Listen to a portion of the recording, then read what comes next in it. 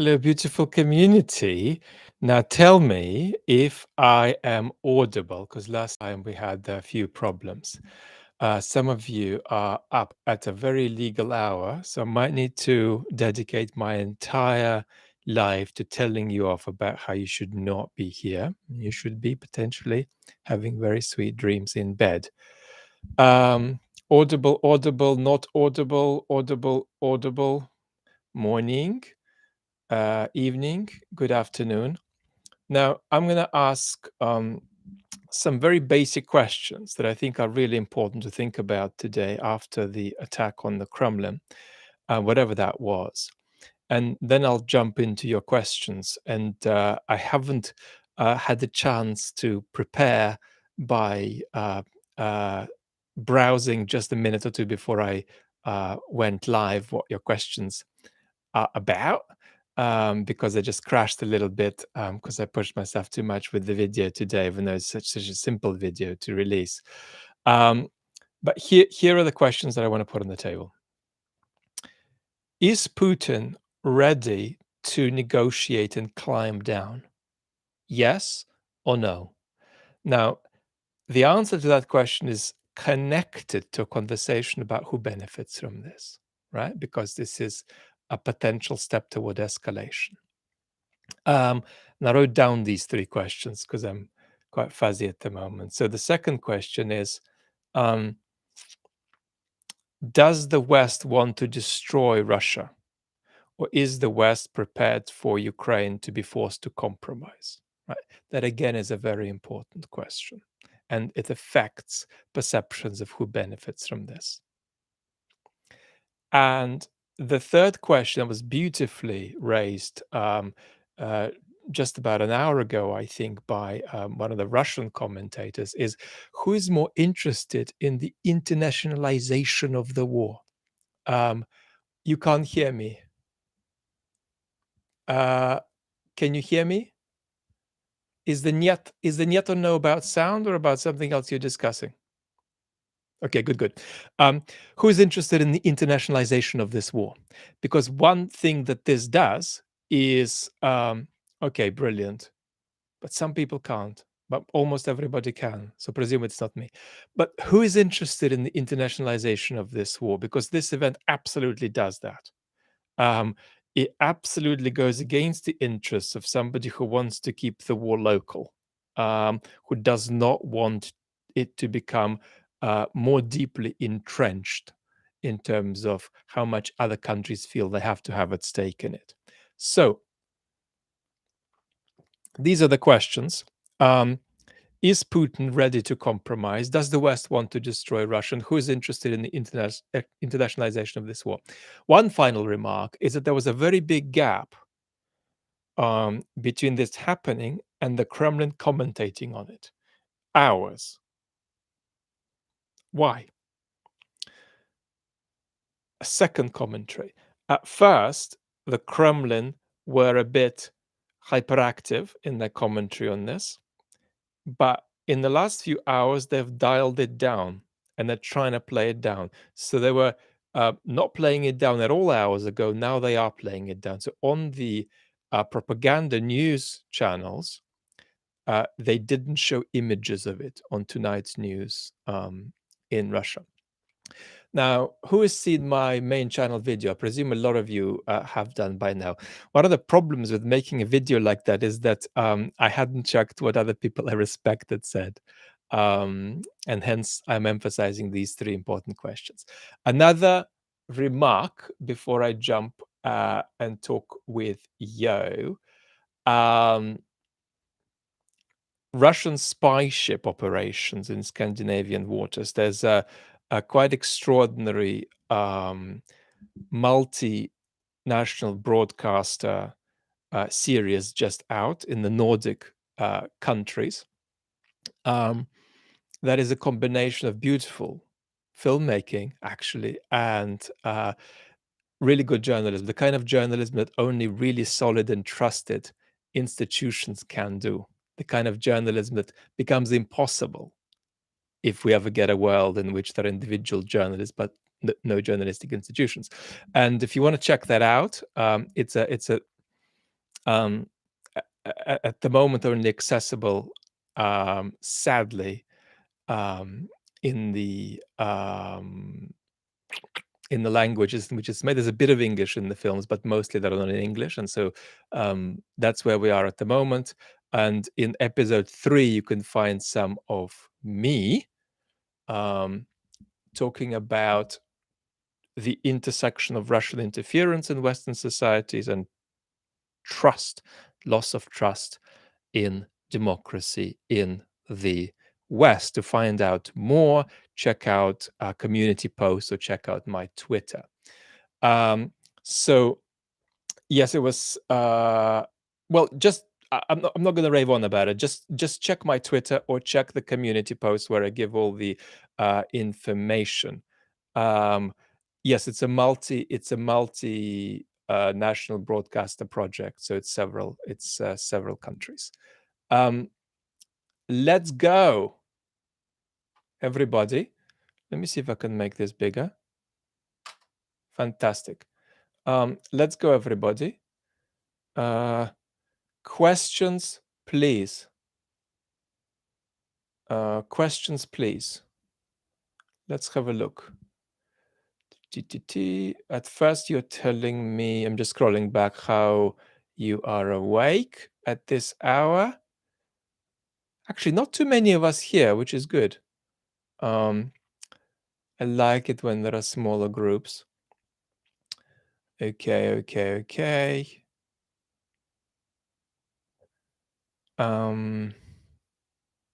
Listening from New Zealand.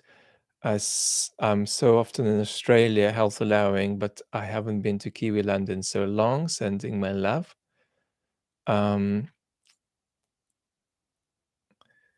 Tim, pim, pim, pim, pim. Hello to everybody in Australia as well. Nice Antipodean situation. People in Poland should definitely be asleep unless they're early risers.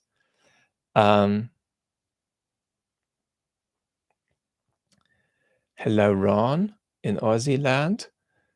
In my last video on the main channel, I pronounced the word doubt with a slightly Australian accent.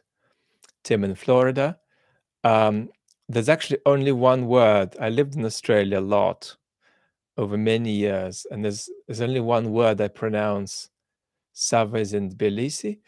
There's only one word I pronounce with an Aussie accent, and that's water. I still say water. But everything else, mostly South Australian coast. A lot of people I love are in Adelaide, Earfront High in Canada. Anthony, thank you so much. I look forward to going. This is the longest period I haven't visited for. I've been a regular for 20 years. Robbie in Israel. Welcome, everybody. Let's say a quick word about that incident in 1987 that I mentioned at the beginning of the main channel video, where a little plane landed virtually in Red Square. Well, in fact, in Red Square. Suzanne, thank you so much. Thank you so much.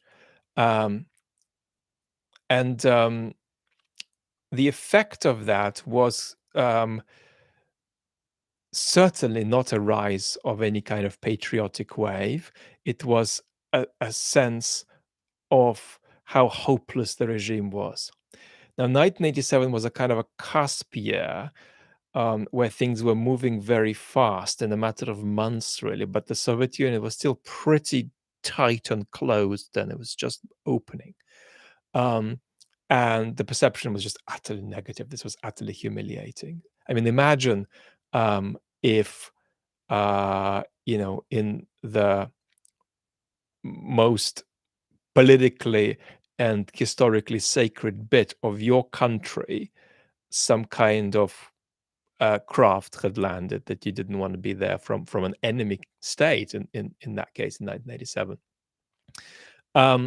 So this is humiliating, and this is certainly making the Kremlin look weak, very, very weak. And it's not motivating a patriotic reaction. in Russia among anybody who isn't already very patriotic. Patriotic in quote marks here. This is this Russian expression "Z patriots," which is nothing to do with patriotism. These are weird radical folks, but that's what they're labeled. So it's interesting. So let me just convey this to you. If you stood outside right now in Moscow or Petersburg with a placard and saying, "Get these, horrible drones out of my capital city. Why are there Ukrainian drones allegedly flying over my city?" Nobody would join you virtually, unless it was organized by the state. People think that you're weird. Um, so we will be able to piece this together possibly a bit better from what happens over the next few days. But that's just some of the general reaction that's compatible with any cause, really. Um,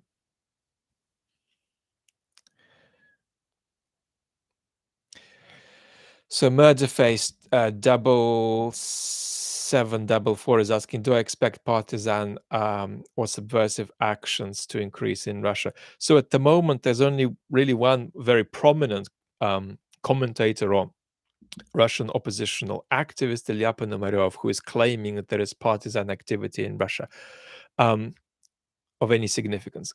Personally, I just don't feel it. I just don't sense it. I don't see any evidence of any kind of partisan activity. Certainly not democratically minded, nor of any other kind at this stage. So at the moment, I don't expect to see a rise in partisan activity, but God knows where we're going to be a year from now. Um, I have seen some of the latest interviews with Noam Chomsky, and there is a video on this channel again about this that released a couple of days ago. But I'm slowly planning a major video on why some of the left fails to get what's going on with this war, and why some of the anti-imperialist left does not recognize Russian imperialism. That needs some kind of a short treatment, I feel, which isn't just about he said, she said, or here we go, Jeffrey Sachs misbehaved again, and this is why he is wrong. Something that's a bit more general and sort of useful as a sort of a maybe 10-15 minute guide. So I'm going to do that. Apart from Ukraine, Damien is asking, which I doubt would do this, who else would benefit from such a high profile embarrassment? So there are potentially, I mean, it's obviously absurd to make the list that long, but potentially there are 4 agents here. Ukraine, a false flag Russian agency operation. 3, some kind of Russian partisan activity, which we can throw out of the window. And 4, the West did it, which I also think we can throw out of the window. So I think that the preponderant options are that Ukraine did this. There's no reason to doubt that why Ukraine would do it. It's not a compelling enough argument to say that it's not a meaningful target, therefore they wouldn't do it. The pattern that we're going to see is that the range of activities Ukraine engages in on Russian soil over the months to come is going to broaden and deepen. That doesn't mean Ukraine did it. In terms of a Kremlin false flag operation, I think that's clearly the second candidate. I explored a couple of the reasons why one could begin to think in this direction. We're going to potentially come across more pieces of the puzzle, which could potentially even drift us in that false flag direction. But at the moment, it is running into a bit of a brick wall, namely that the downside of this for Putin himself looks pretty strong. But we're gonna keep looking at how this puts together. So the bits I absolutely recommend you to throw off is that the West did this, or that Russian partisans did this. These are the 2 explanations I recommend throwing off. Um, oh, hi, Peter. What about if this is closing? This is an excuse to close the 9th of May parade. Um, I don't recognize that as a compelling case. They would have done it anyway if they wanted to, which they seem to want to. I think that the logic of this is that it's aimed at escalation. It's aimed at provoking escalation. It's an escalatory action. Um, it's it's quite difficult to get out of thinking about it primarily in these terms. Therefore, you know, the sense that 9th of May is give and take for them is, I think, already there, and it doesn't need this. But let me be clear. The 9th of May parade is a serious security issue for them. And I think in many ways, Putin is more personally fearful of scheduled events in Moscow than unscheduled appearances in Crimea or in the occupied territories. He is more fearful of a situation where he's in the diary to be somewhere than he actually is of, you know, going to more dangerous places, but then coming in and out. So that's my sense of his psychology on this. Um,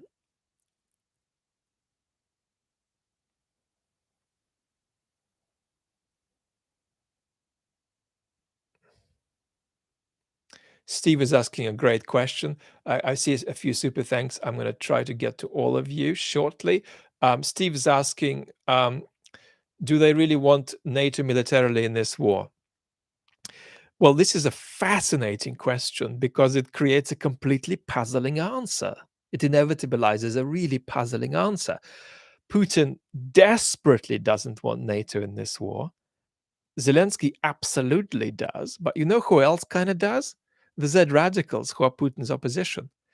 In many ways, the escalation of this war is advantageous to Zelensky and to Girkin, but not to Putin. Putin wants to escalate dramatically, but not now. Not now. Whereas escalation and internationalization is advantageous to Ukraine because it keeps the damn world on board. It just keeps the world on board. So if Russia overreacts to this or does something dumb or ghastly in response, um, there's going to be human suffering. And the problem with human suffering, as we always say, is each damn individual life matters. And human destruction of human life matters so much. Each life is important. But in geopolitical terms, an overreaction from Russia hugely advantages Ukraine because it keeps the West on board and it deepens the West's commitment. And let's make this very radical because this is not something that is remotely reasonable to expect from the Kremlin. But if the Kremlin were to use a nuclear weapon in Ukraine, let's say the Kremlin were to use a tactical nuclear weapon in Ukraine, which is something that just does not look on the cards for the foreseeable future. But if it were to do that, that would massively advantage Ukraine. It would be, in many ways, what dreams are made of for the Ukrainian government, because it would lock the West in and guarantee a kind of defeat for Russia unless there's World War III. That might not happen without that. So there's a kind of a paradoxical overlap, funnily enough, between um, Ukrainians and Russian Z radicals about internationalization and escalation. Now, I have lost a few of these super thanks, so I'm going to scroll back and find them, and I'm going to click see all chat. So scream at me if I've missed you. Okay, so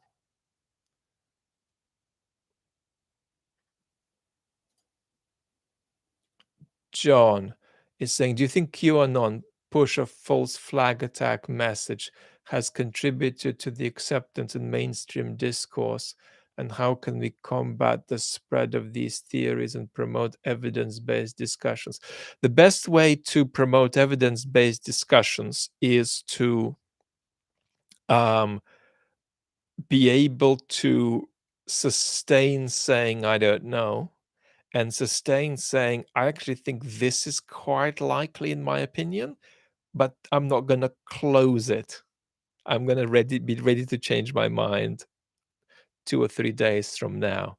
So I think that's really, really important. But there's a kind of inevitabilization, you know, of this by the fact that you always want to tilt toward the hypothesis that most advantages the side you support. Um, and so folks who support Ukraine are naturally tempted to construe this in terms that help Ukraine more. Matt, this situation reminds me of how Goering said no bombs would fall on Berlin in the Second World War. When they did, it was a profound embarrassment to the Reich. Um, this is going to escalate. And at this point, there is no doubt that that depoliticized blob in the middle in Russia is hoping that this won't keep on happening. But in fact, the opposite. It'll keep happening more and more and more. 2023 will be a year in which the war is increasingly extending onto Russia's soil.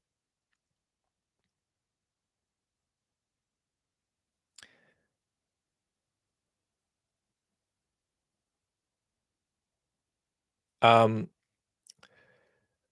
Damien is asking, is Putin more scared of a direct attack or a Ceausescu moment being overthrown? He doesn't see the difference between the two. Putin does not believe in revolutions. All revolutions are externally sponsored. So um, that might not quite be a direct attack, but it's still an indirect attack from outside. Um, Putin personally is not scared of things coming and getting him from the sky as much as he is from somebody in the crowd. Um, but all domestic turbulence that is not to his advantage, he will see as being sponsored by the West, actually, or by Ukraine, but he doesn't think Ukraine has any agency. So for him, Ukraine is the West. Hey, MJ, could it be Prigozhin? No, it couldn't be Prigozhin. Could it be an oligarch display of Putin's weakness? There aren't any oligarchs in Russia who have any political power. They're all in Putin's pocket.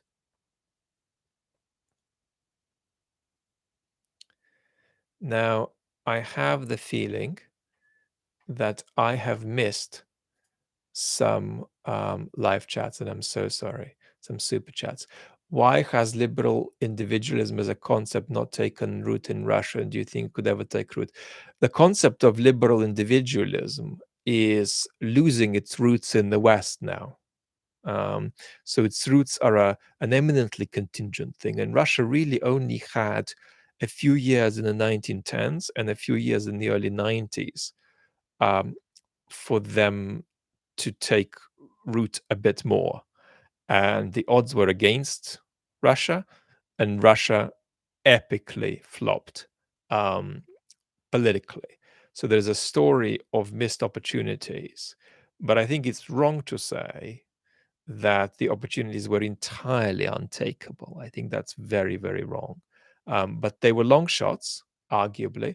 The best opportunity, in my personal opinion, was actually before the communist experiment. In other words, I think that overwhelmingly the biggest opportunity is the opportunity of the 1910s. I think that's an even bigger opportunity than the 1990s. For me, in the 90s, things were more likely to go wrong than not. But in the 10s, if you don't have that kind of revolution, I think there would have been a potentially constructive evolution.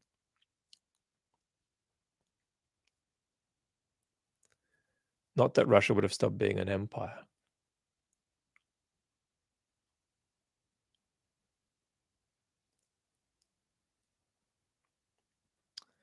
So, I do feel baby maker. Has the Russian government or any other entity friendly to the Russian government ever threatened me?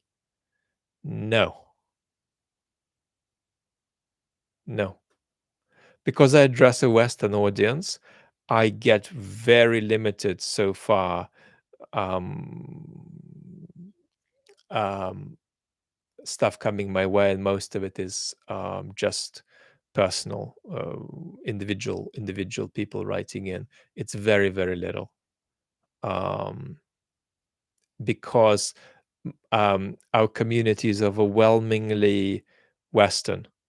Um, we are very, very Western.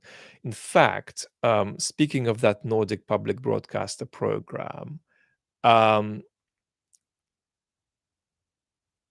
um, oh, I don't know if my nostalgia for Russia peeks through. Any of the periods I'm mentioning, I'd rather be in the West.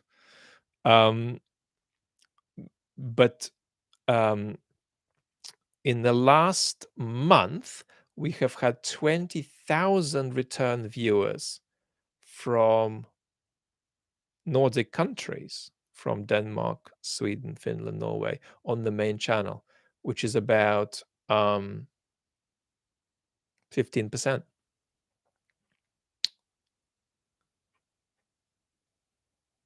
of the return viewers.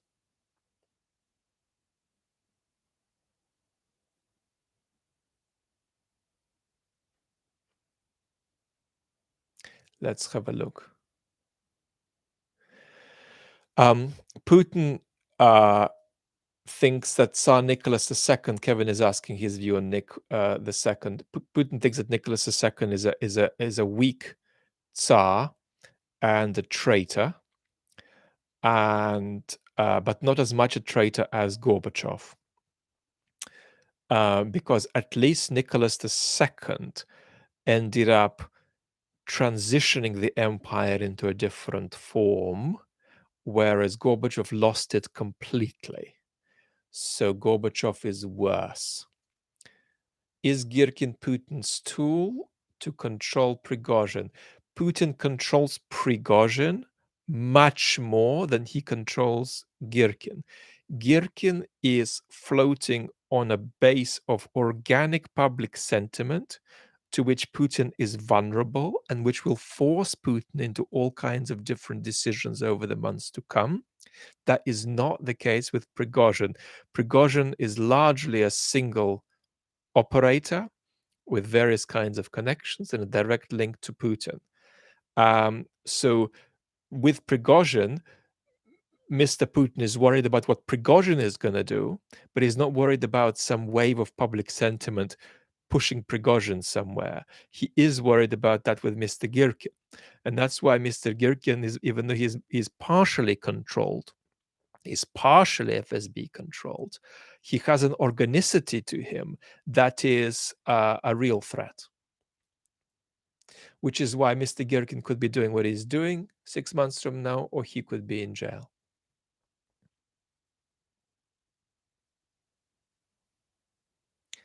No, I don't think there is any indication that even if Ukraine did this, that this is part of its counteroffensive.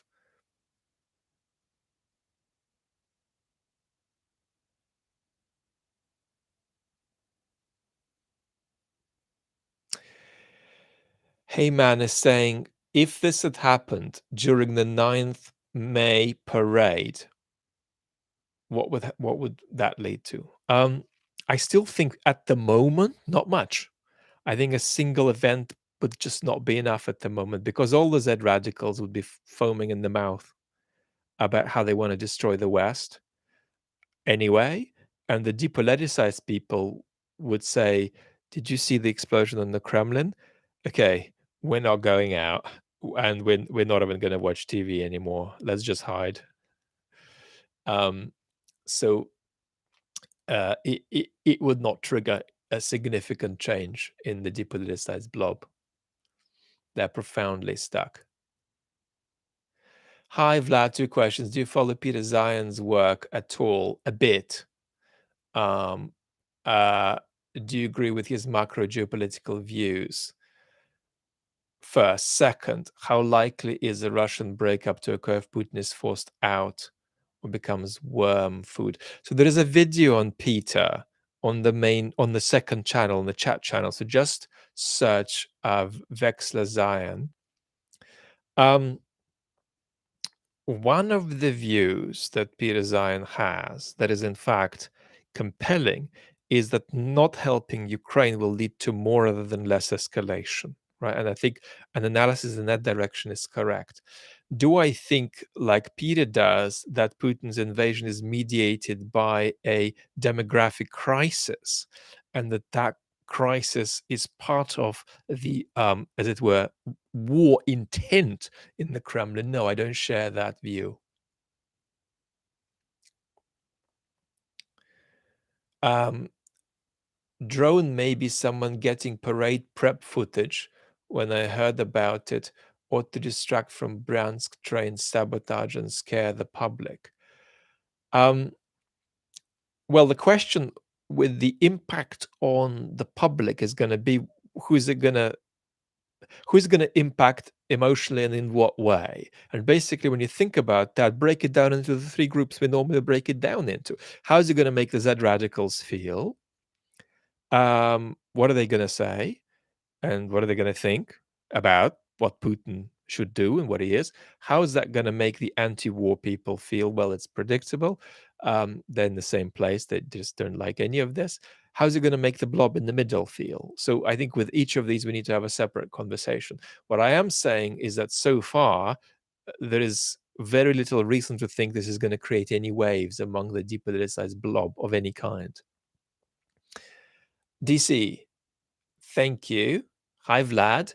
Two questions. I've just responded, but I missed your second question. How likely is a Russian breakup to occur if Putin is forced out? Um, there is no indication of anything imminent to the idea of Russia breaking up. I think that what is more likely is something much more partial and gradual.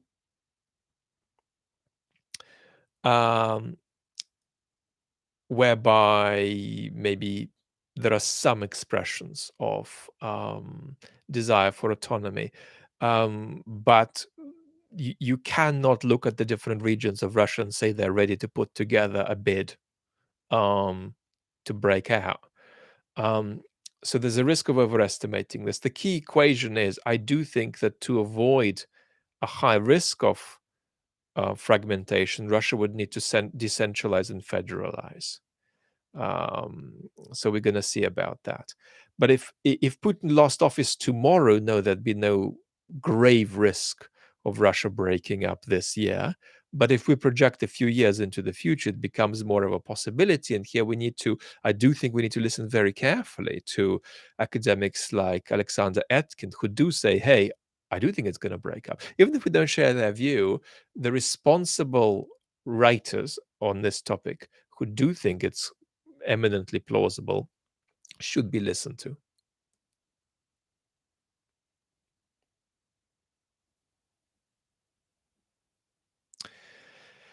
The people most at risk from this in Russia are the people who oppose the war, because Russia will increasingly um, escalate the scale of the political repression.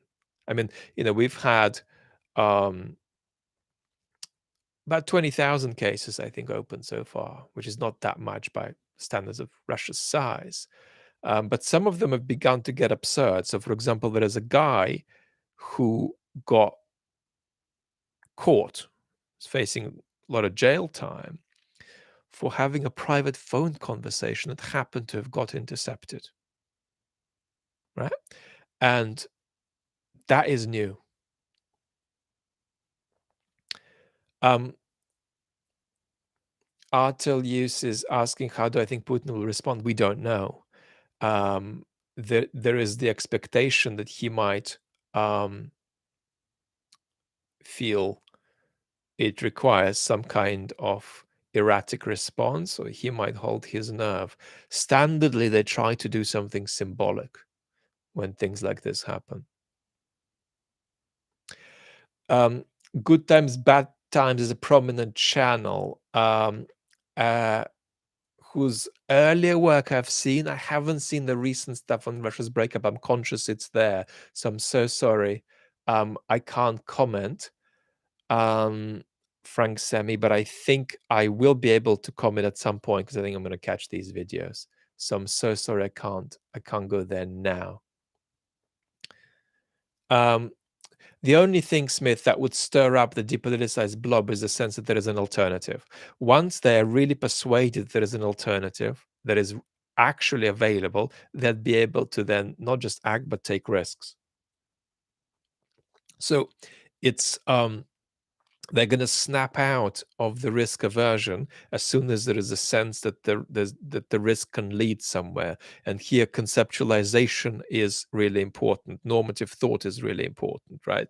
This extraordinary incapacity to engage in normative thought that you find in Russia is just mind-boggling, right? And the Russian opposition are failing to transgress that. Um,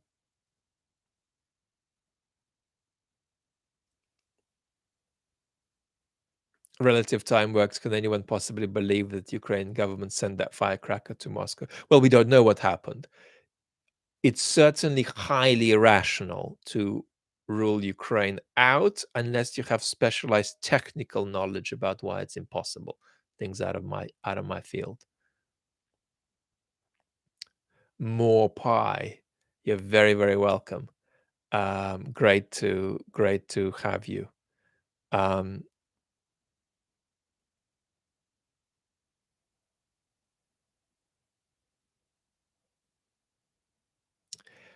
Jay Klink is saying, could the attack be the Kremlin testing the waters? For me, it's not a testing the waters situation. It's a massive self-embarrassment if they're behind it.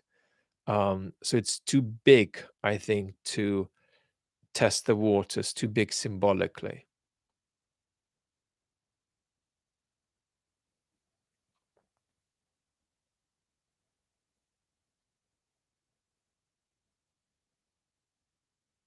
Could this be the purge of the military critics? No, a purge of the pro-war critics of Putin who are more radical than him is not quite possible at the moment because it would put Putin's power at risk. Because this is genuinely the only activated demo in Russian society at the moment. So Putin is on a conciliatory path with them. So if anything, you're going to see Putin drifting into decisions he wouldn't otherwise take because they push him there. And that's one of the mechanisms that makes Putin um, not be able to take a step back. That's not the only mechanism, but it's one of the mechanisms that make it hard for him to take steps back. So when I say Putin does not want an escalation now, there is a dramatic escalation, a dramatic internationalization of the conflict. He wants it later.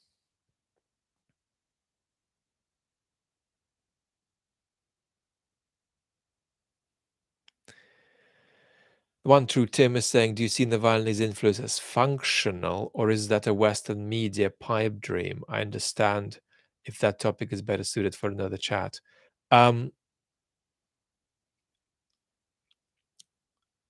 choice Navalny is facing is that if he survives prison, which really means surviving long enough in prison until Putin is out of power, then he will have a lot of political capital. But he's also at risk not to get there.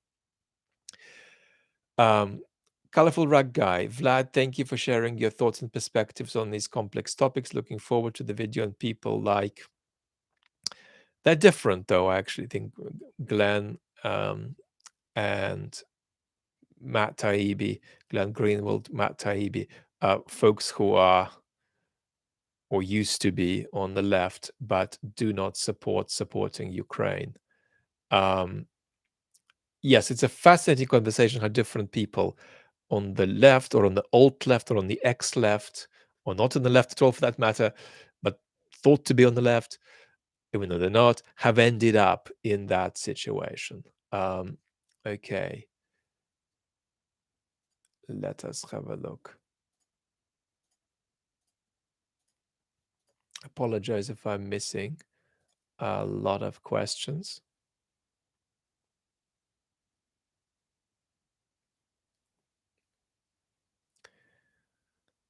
By the way, it's really great. It's really, really great to be speaking with you all.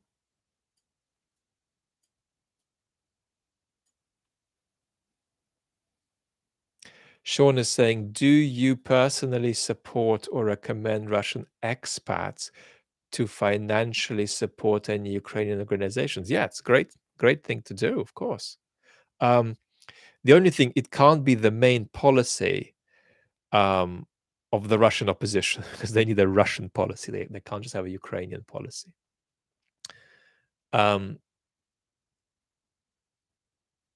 But yeah, you know what my position is. This is not a war between Russia and Ukraine, even though it's fought by Ukraine. It's a path of escalation that Putin is on that is aimed, unfortunately, at all of us. And what's going to stop it is Putin being stopped or Putin running out of capacity. Jessica, thank you for being happy to hear from me. Will Russia become a client state of China? Russia is at severe risk of that. And we're going to see two patterns: increasing economic dependence on China, but then China little by little coming to take possession over the direction of Russian foreign policy. AI, thank you.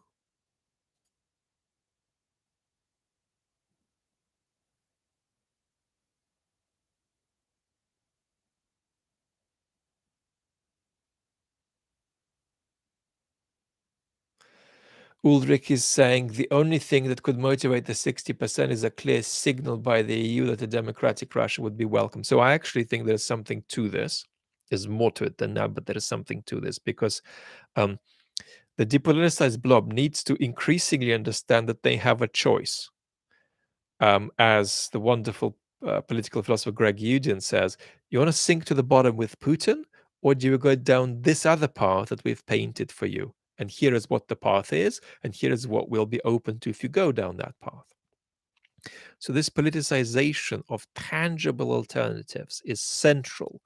It's the only thing that'll get that depoliticized blob to wake up.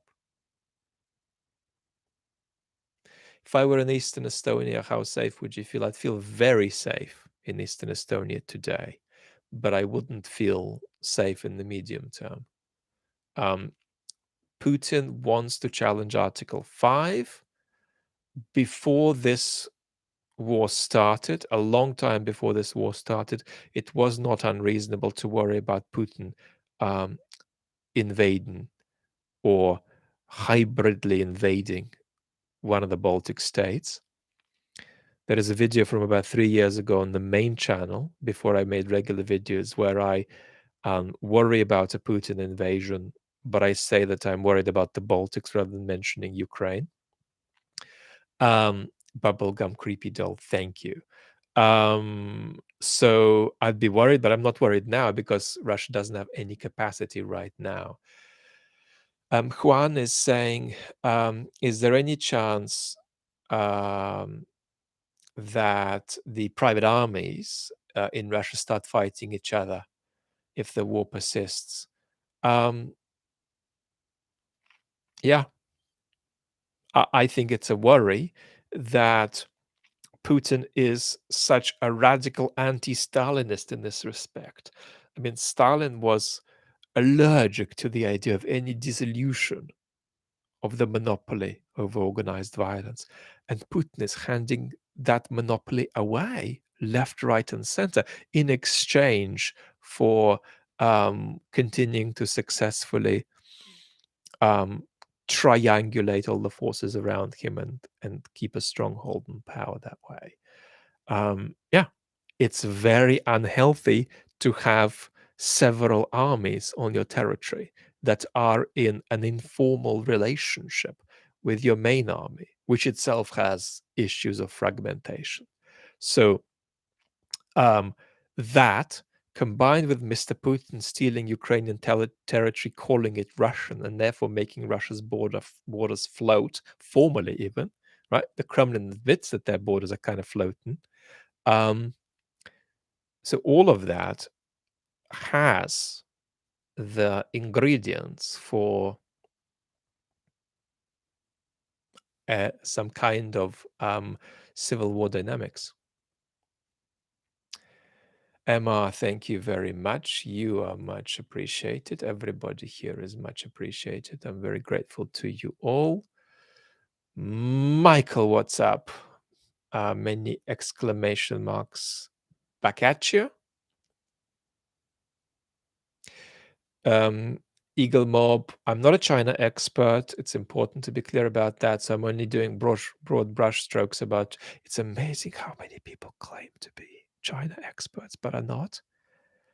Oh my God, it is so embarrassing. Anyway, um, uh, do you think China is waiting until Russia is weak to get its territory back? Not necessarily. China is waiting to get increasing leverage over Russia, which may not require formal territorial acquisition. But one way or another, um, China is happy to have a weaker Russia,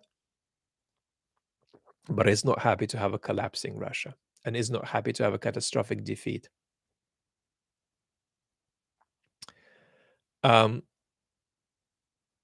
Carrie McDonald, Damien, thank you so much for reposting. Carrie McDonald asked, there's clearly nostalgia sympathy among many in the global south for Russia. How would you approach trying to break this? By giving these countries economic and political incentives to be with and not against the West.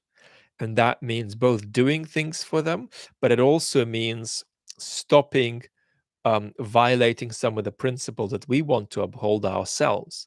So, we have gone around saying sovereignty is paramount, and then we've gone around violating it. In the future, it would be more constructive if we didn't do this. But this is a tough sell. I mean, this is a tough sell. When we say the civilized world is against Russia, I don't know what that means. Much of the world is not against Russia. The West is against Russia. And we need to not just blame, even though, yes, there are some world leaders who say things that just don't make sense about the Russian invasion. But we need to try to be persuasive, and we need to try to incentivize different agents on our uh, political globe to have a stake in this. Right? It's got to be more compelling for them.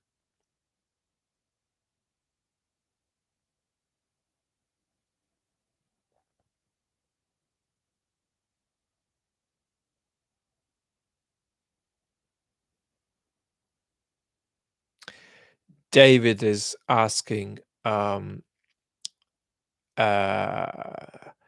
the significance of China voting to censure Russia in the UN vote.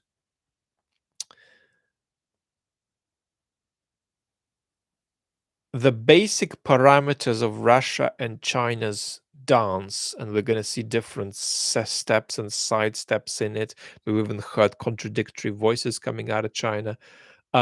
But what that dance is basically about is that China will do anything to unobstruct its rise.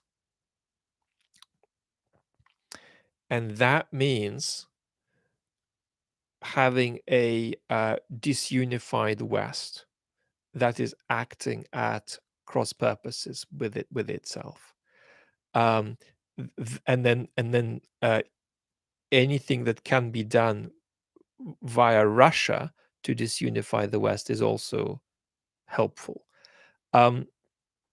So China is interested in divisions between Europe and the United States, and China is interested in divisions within Europe. China does not have too many strategic red lines about Ukraine. There's just a lot of tactical issues about whether the West is divided or not, and whether Russia, which can remain weak for China, whether Russia just completely collapses and disintegrates. That's something China wants to avoid. But these are just some of the little fence marks, and we're going to potentially need to readjust them, and we're going to see a series of down steps here over the months and years to come.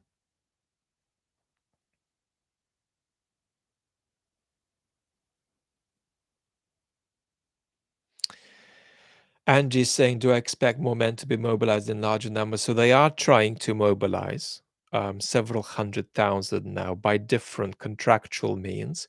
If that fails, which it's looking like it's going to fail, they're going to mobilize more people. And that's why they've prepared the legislation for it. Now the onus is on you, if you've been put on the mobilized list, to recognize that that's your status and react.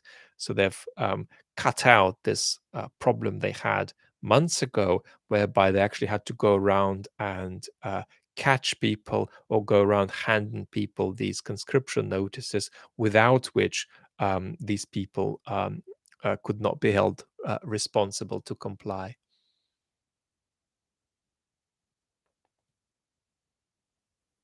But yeah, Russia will be mobilizing more, no question about it. And it'll be closing borders increasingly to those who are supposed to be mobilized.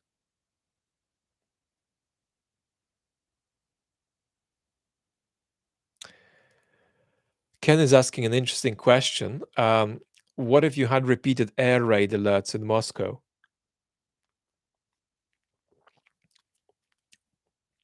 That could be interesting. But I think we are really trying to move a rock with that depoliticized blob. But I think, you know, any momentum, um, you know, does need to count, even though it's insufficient. So it would make some difference. But again, it wouldn't change the world if there were 10 air raid alerts in Russia, in Moscow.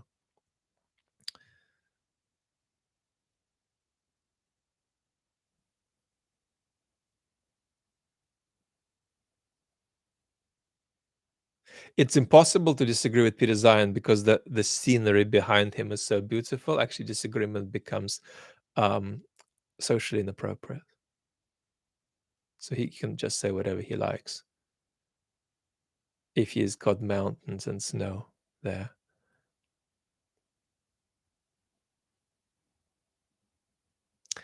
What would I do? Eric is asking. If I were Putin and I tried to minimize Russia's chances of breaking up.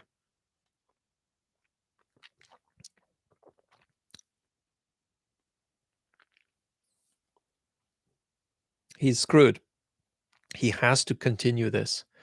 If he backs out, that would be difficult for him. That would destabilize things really badly. And he's not open to backing out, in my view.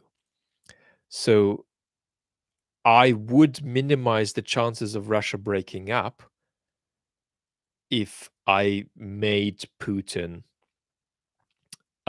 stand back and potentially destabilize his reign.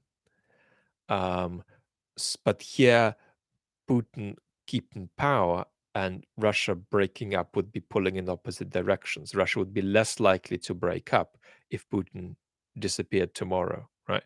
So the longer Putin is, whatever you think about Russia breaking up, I can tell you this. The chances of it increase the longer Putin is in power, that the more he's carrying on what he's doing. But I think he's screwed now. There isn't a path forward for him where he can comfortably keep power that isn't connected with, over time, engaging in this large scale escalation against the West. Yeah, there is a way for this to end in Putin's lifetime. It's possible. I don't put that likelihood quite as overwhelming as some do, but it's more than possible. More than possible.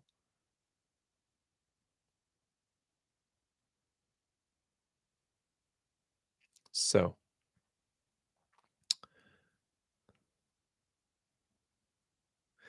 Ulrich is asking an interesting question. Is Putin a patriot? Well, in the benign sense of that term, no. And emotively, you could argue that Putin is an unbelievable traitor.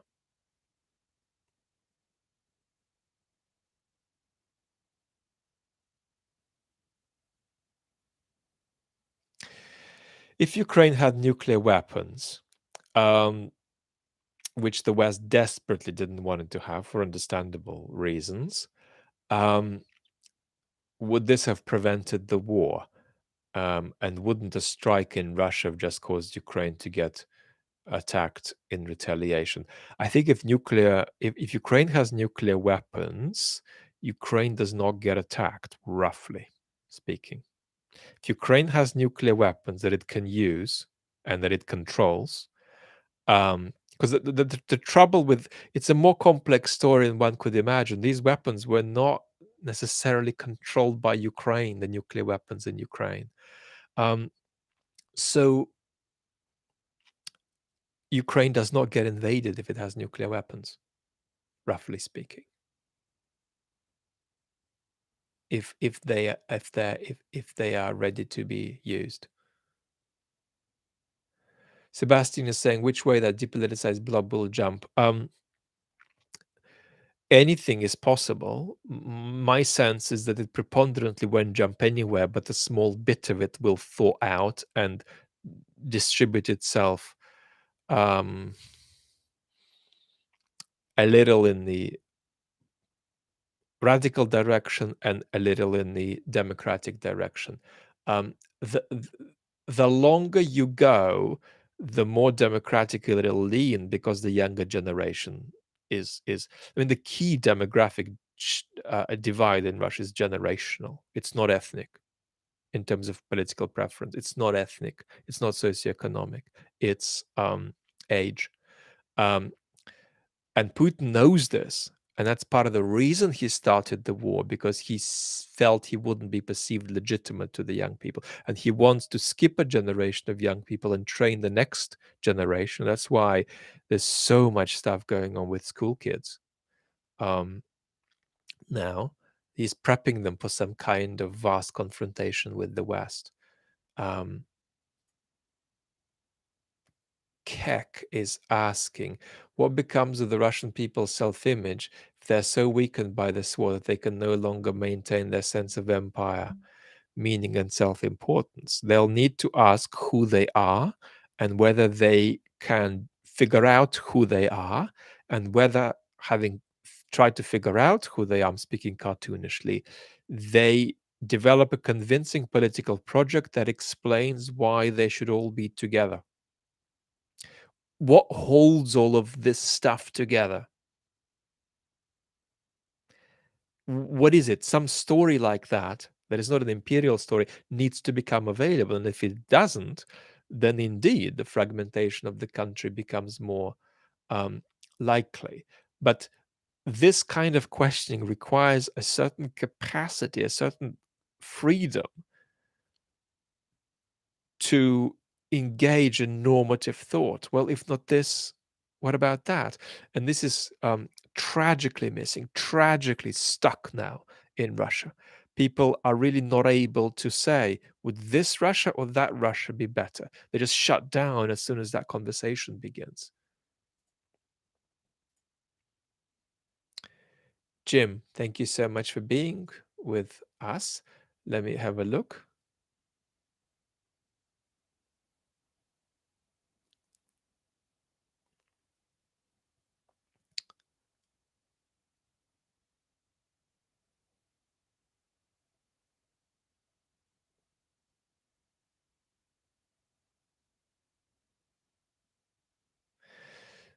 Dan, is this strike a pull the frock up moment showing the weakness of Russian defense? Well, it certainly, in a profoundly embarrassing way, shows Russian weakness, whatever is the cause of it. And then you had a line, I've just lost your comment, but then you had a line about, oh yeah, if I were Ukraine at this stage, strategically, I'd be doing everything to get Dagestan, Natal involved. This is fantasy, but the truth is, every little division that does appear in Russia, even if it's relatively superficial, Zelensky and his administration are very talented at throwing little wedges in there and just dramatizing that division a bit. I think this is an effective strategy on their part, but because there is that strategy, a lot of people are misinformed and they think that regions of Russia are on the verge of taking off, and they're not.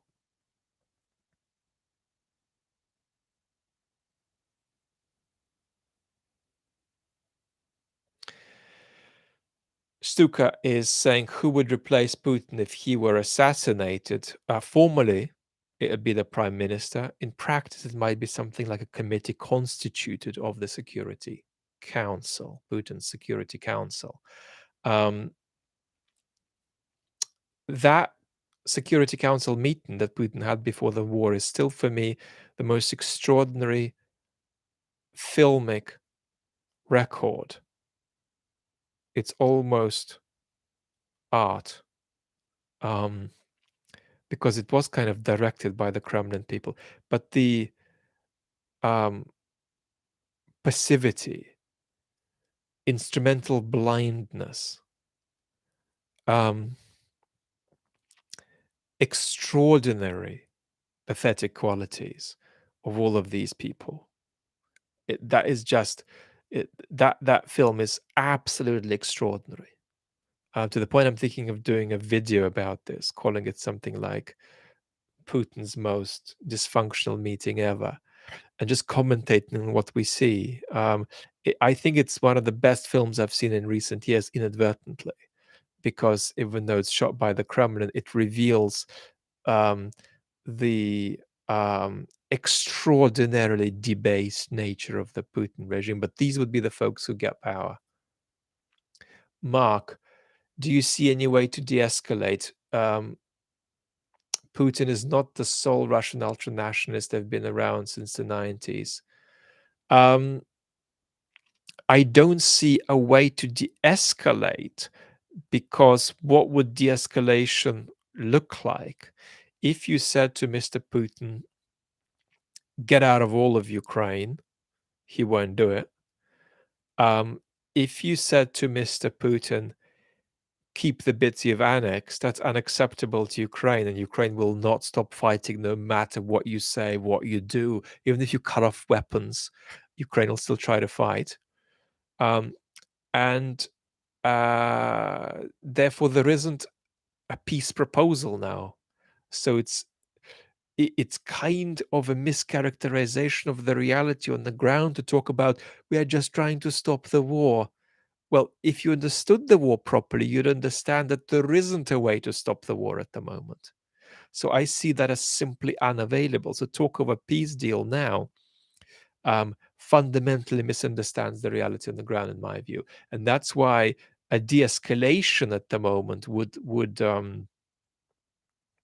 well, quite frankly, it would favor Putin, but we have to have over and over and again this conversation as we observe Ukraine's counter-offensive. Colorful rug guy, thank you so much.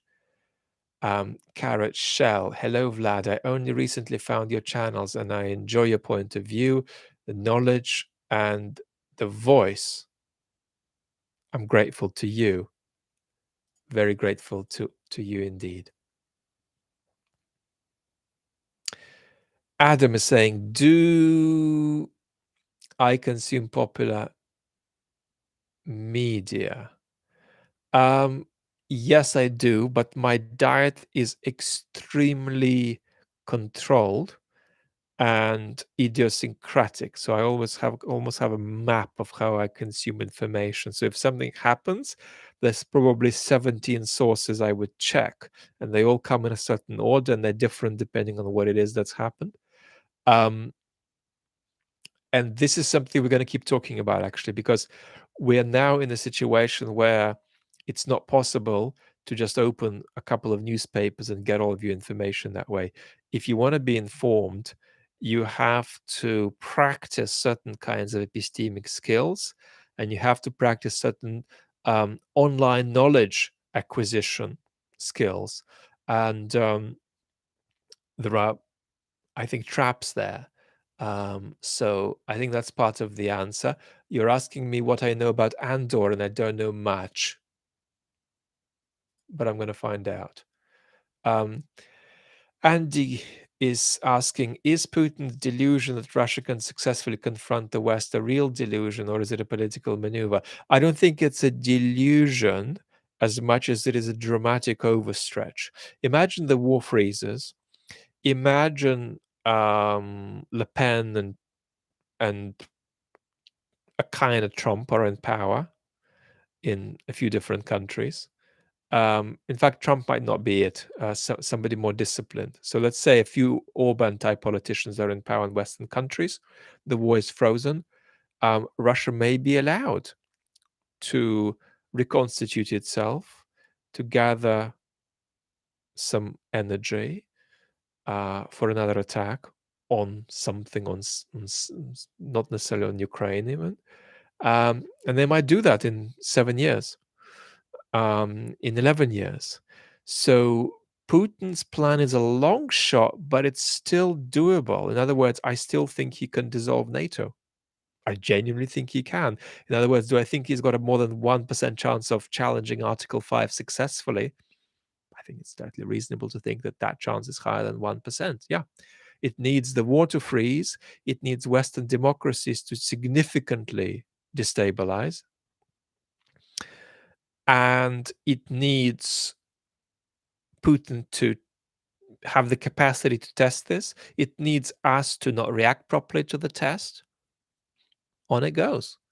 Um, it depends on what the situation is in 2032 if Putin or another leader tries to bite off a bit of the Baltics. It depends, right, on what the situation is. I'd put Putin as being in very much a losing position, and in a losing position even if he were to be successful in all of these ways, because eventually his project will just collapse. But that that stuff is a possibility that just does not look primary now, but it's not a complete dead end. And that is in fact his main strategy, to wait for us to be exhausted, and then to wait for the kind of um, imminent decline of Western democracy that Putin wrongly supposes is happening. There is a decline of Western democracy. It is in part irreversible. We'll talk about why, but there isn't a kind of um, you know imminent quality to this, or inevitable quality to this, that has become rather um, dogma in the Kremlin.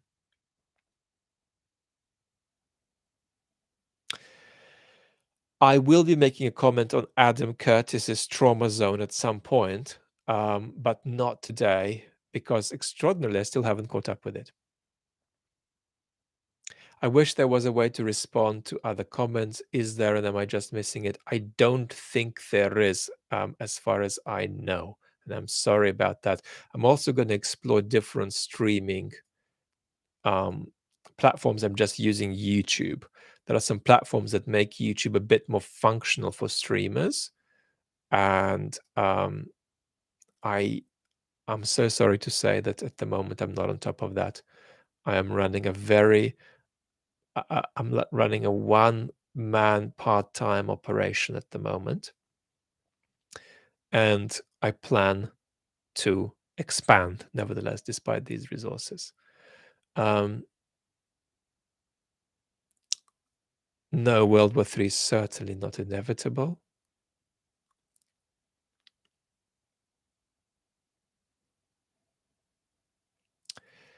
Alexander is saying, does Putin see his ambitions as a generational project, or does he think he will live forever? He is rather inclined to half think he might live forever, or he might live very long. And he is rather inclined to be skeptical that anybody else will have the chops to carry out this kind of large-scale provocation against the West that he's still planning to do over the decade to come. Let's see.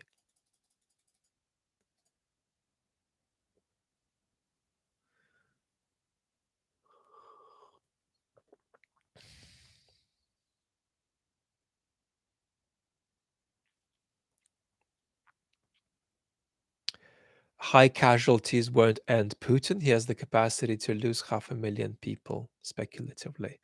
and still be in power.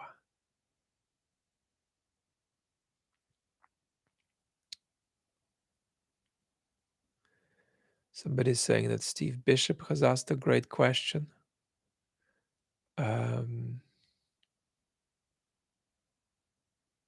We're going to have a separate conversation, actually, Stephen, about East European countries, because it's well worth piecing it all together, because obviously Poland and Hungary are in very different places in relation to this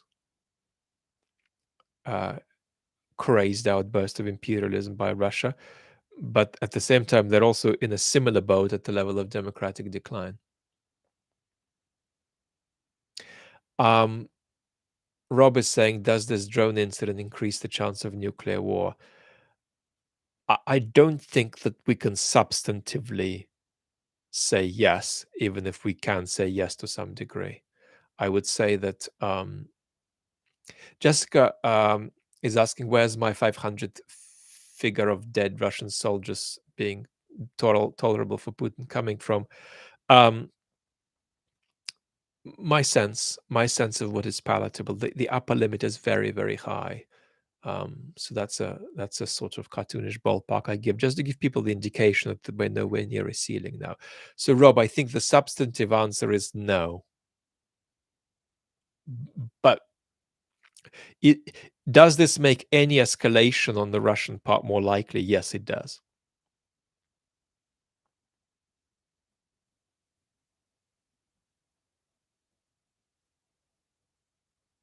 Yes, absolutely. If anyone finds the live chat too distracting, you can always watch later.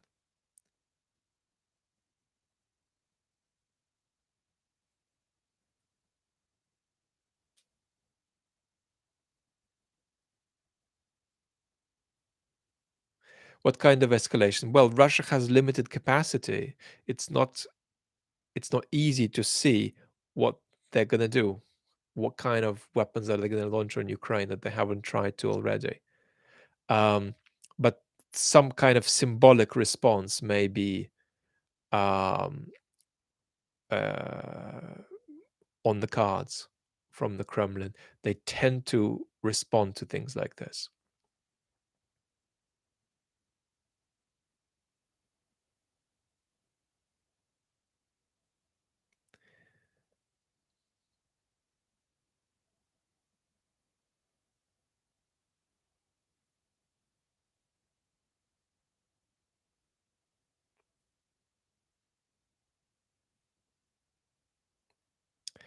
I don't expect any drones around the Kremlin on the 9th.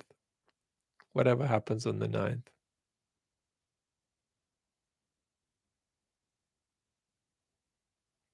How does the false flag emphasis in the West compare with mentions of it in Russia?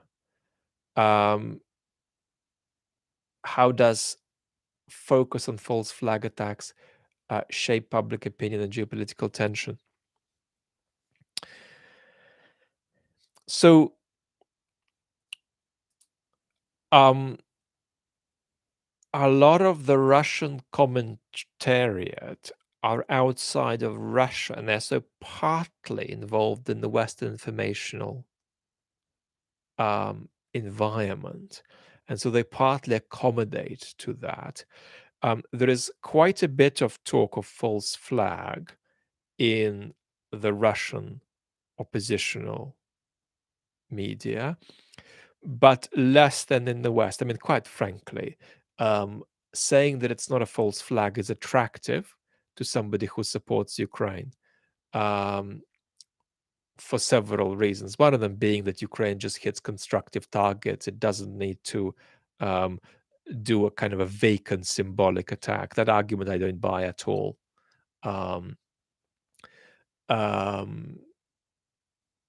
Because there is nothing constructive, for example, about allegedly attacking Alexander Dugin as a symbolic act. And I expect both constructive and symbolic acts from Ukraine on Russian territory increasingly. But absolutely, this doesn't settle what this was today.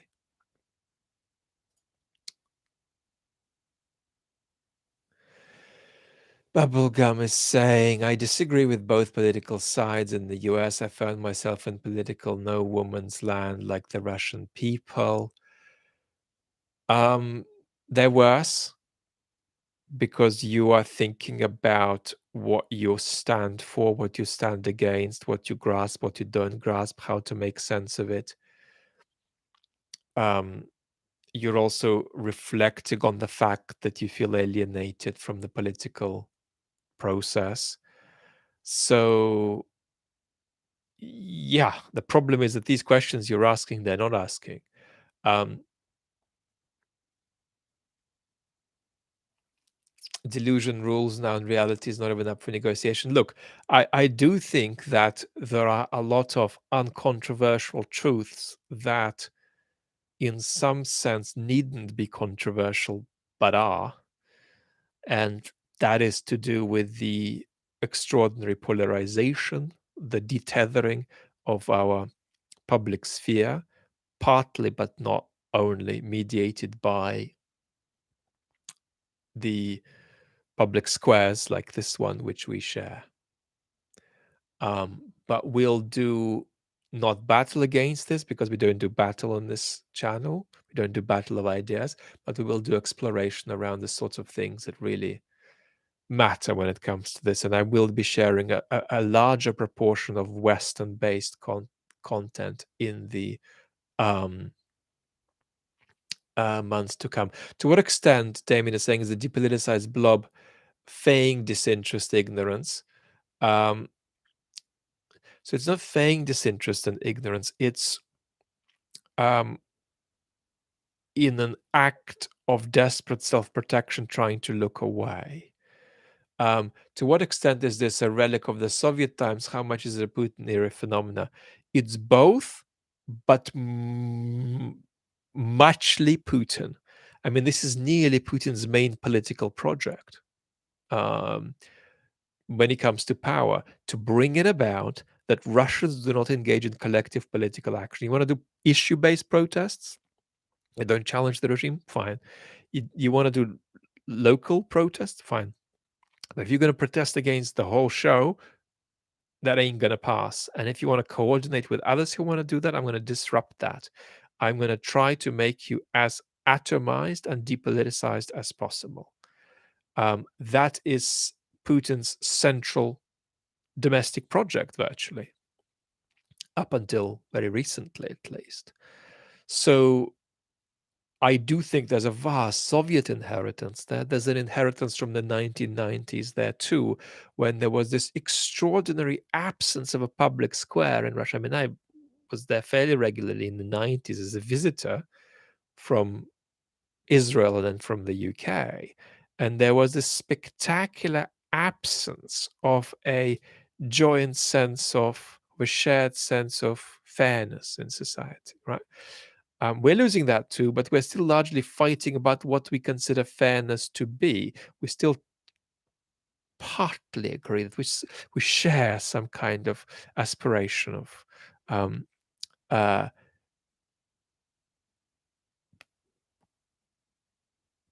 collective fairness, a shared sense of fairness in our society. Well, that aspiration didn't even look like it would get off the ground in the 90s in Russia. So it was a depoliticized society, but nowhere near to this extent. So you'd start by maybe cartoonishly declaring it's 50-50, but 50% is a lot, right? Putin added a lot to this problem, and very intentionally so.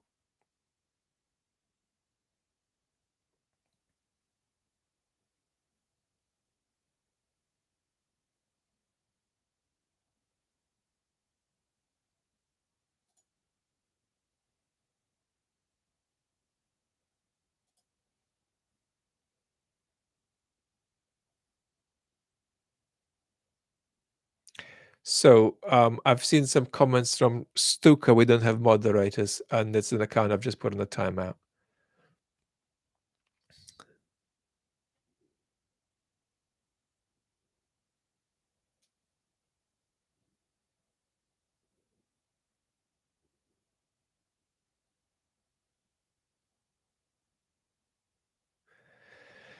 Do I have an opinion on Tim Snyder's analysis? I'm going to be sharing an opinion because Tim is very beautiful, but Tim is doing a fascinating balance between being a public intellectual historian and being an activist, and we'll be exploring that balance of his. He is getting what you're not seeing because everybody loves Tim in the public sphere, but he's being eviscerated in the academy. A lot of people are very mean about him at the moment for overgeneralizing, for jumping too quickly to conclusions. Um, so we'll try to pass that out actually by clarifying always what hat is someone wearing, right? Because you don't want to criticize somebody, right, for not cooking good mashed potatoes when they're trying to do um, instead a parsnip puree. Jacob, um, you think, Jacob, that Ukraine is behind the attack, okay, but I don't think it was an assassination attempt.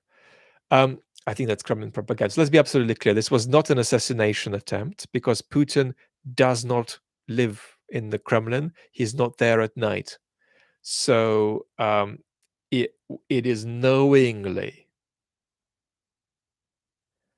I mean, nobody who knows anything would think that they could get Putin with this. So um, this is not. If Ukraine did this, this is not an assassination attempt at all. So that is indeed just Russian propaganda.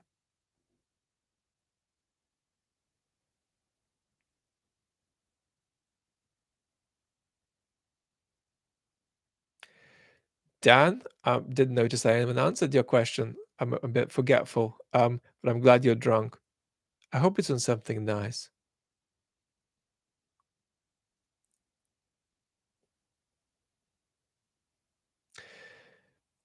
Matt is saying, could Ukraine have launched the drone attack? I don't want to get too speculative. Could Ukraine have launched a drone attack on Moscow to deplete Moscow's missile stocks? If you wanted to go in that direction you should go is to generate a provocation, to generate a response, provoke a response from Moscow, which would then trigger the West to sustain more support and get more committed. The more ghastly Russian destructiveness we see in Ukraine, the more support Ukraine gets.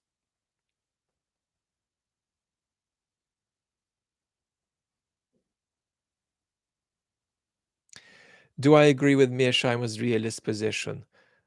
No. I have some theoretical objections to international relations theory in all of its instantiations, not just the realist one. Having said this, Mearsheimer's account puts hats on the agents in this war from an altitude of 30,000 feet. So this is obviously disrespectful as the only thing to say about a genuinely respectable professor's position. But Mearsheimer can be comically said to look like somebody who is trying to review a cafeteria from outer space by looking at it from outer space. Yes, you can recognize that it's there, but your account of what's actually going on in it and why what people in it are acting the way they're acting is not of the highest resolution. Joe, thanks for the insights. A big YouTuber said Ukraine's economy would boom after the war. Two thoughts on that. Yes, if Ukraine is territorially safe, and that means Ukraine needs to have real, not toy, but real security guarantees. Real guarantees. If there is a chance that Putin is going to lob bombs into Ukraine, Ukraine isn't getting reconstructed. That's the first point. The second point is that imagine that Putin has been obstructed from lobbing bombs, or he's out of power. We still need to worry about the right policies when Ukraine is reconstructed. I mean, we have a history of the West getting involved and offering up very destructive um, uh, economic policy that causes social dislocation in countries, which then get resentful about it. So it's very important not to offer Ukraine too many thoughtlessly neoliberal solutions about how it should organize its economy and society. Uh, a working definition of neoliberalism is not a commitment to the primacy of the market. It is a thoughtless commitment to the primacy of the market in virtue of magical thought. So if somebody is transparently and systematically committed to the primacy of the market, I don't actually call them a neoliberal.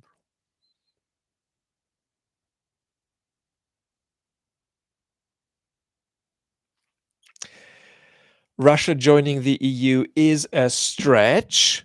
Now we are approaching a very important milestone of an hour and a half.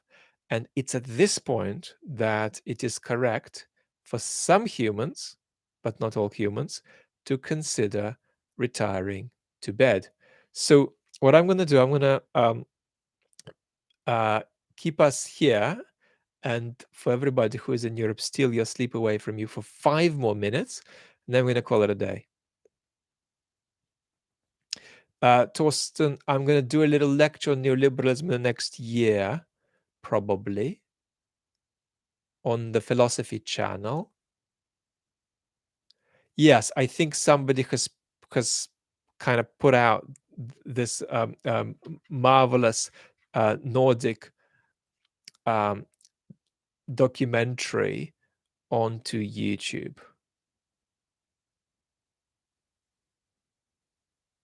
Carlito in Quebec. I haven't been to Quebec since the late 90s. Was there twice for a couple of weeks. Well, Tim, thank you so much. So grateful to everybody.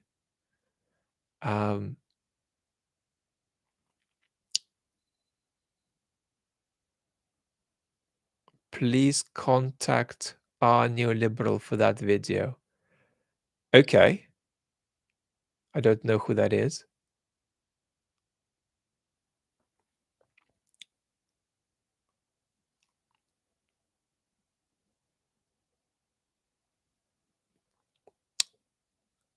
I'm going to do an offering up of books and resources, a fresh version. I haven't really done a good one before on who to follow in Russia in English.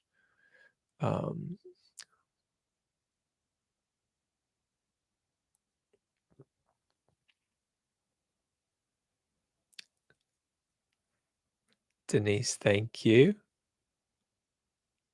Mark in Montreal.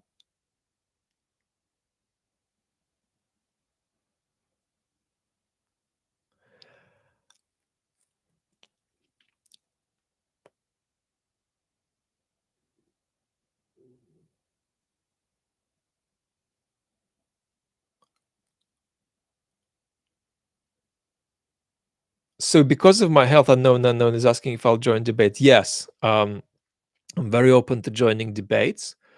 This my appearance in this documentary is one of the, short of just appearing on the channels of friends of the channel, really, like Jake Bro. This contribution that was my great pleasure to make to this documentary, which is a wonderful documentary, is one of the very, very few things, if not the only thing I've done in the last year or so, because my health limits me in my time to about 3 hours per day on average. Sometimes it's 0, sometimes it's 6, sometimes it's 0. And so hence, I'm selective, but I'm terribly open, in principle. And because of this time restriction, I also have done literally pretty much no networking. So it's only people contacting me may that evolve, may that change. There's lots of small channels that are waiting for a chat, for an interview with me, that I've said yes to, but it's there's a bit of a quite a bit of a queue there. Um, anyway, let me see if there is any last question. Thank you, thank you, thank you, thank you, thank you. Yeah, yeah, yeah. I'm gonna give a list of who I think is interesting to follow. Yes, I do believe that the Smolensk crash was an accident. Um,